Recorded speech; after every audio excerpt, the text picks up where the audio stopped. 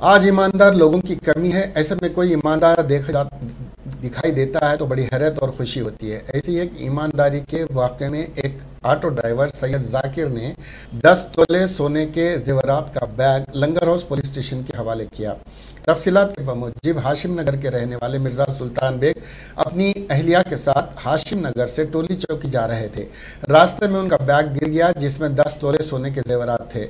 मिर्ज़ा सुल्तान bag ने लंगर house police station में अपने बैग की गुमशुदगी की इत्तला दी और उसकी शिकायत दर्ज करवाई।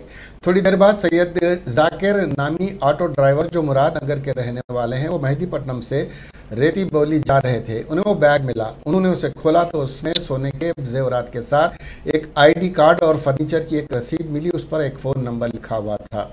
जाकिर ने इस नंबर पर कॉल करने और लंगर हाउस पुलिस स्टेशन आकर वो बैग ले जाने को कहा। इंस्पेक्टर लंगर हाउस जाकिर की ईमानदारी की तारीफ की और गुलपोशी भी की और बैग को मिर्ज़ा सुल्तान बेग के हवाले किया।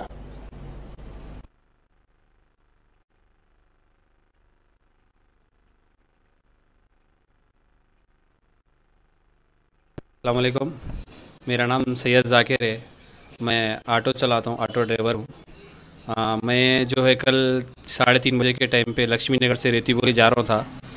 तकरीबन 59 पिलर नंबर के पास मुझे एक बैग रोड पर पड़ा हुआ दिखा, तो मैं उसको उठाकर उसको खोल के देखा। उसमें गोल्ड था, तो उसमें गोल्ड के साथ एक रसीद थी, एक आईडी थी। तो मैं एक रसीद के ऊपर फ़ोन नंबर था, उससे मैं कॉल किया, तो जिसका था उनको कॉल किया, उनको मिला।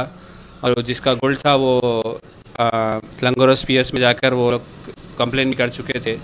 फिर मैं जिसका था उनको फ़ोन किया तो वो कैसा बोले, तो लंगोरस पीएस के तहत उनके जिसका गोल्ड था उनके हाथ को, ओनर को वो गोल्ड मिल गया, उनको दे दिए लंगोरस पीएस के ज़रिए।